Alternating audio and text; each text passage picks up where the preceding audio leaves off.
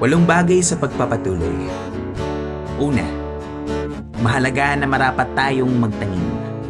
Magtanim ng sigya at pag-asa sa bawat taong ating nakakasalamuha.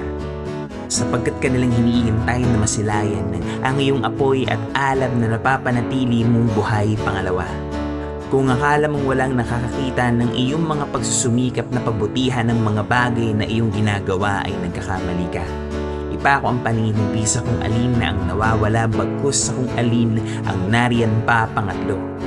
Bawat pagkakataong makapag-iwan ng magagandang paalala at alaala ay marapat na gawin kasama ng mga minamahal para matutuhan rin nilang malaman ang kahalagahan ng pag-iiwan ng kanilang bakas ng paghinga sa mundong kanilang ginagalawan ng pang-apat.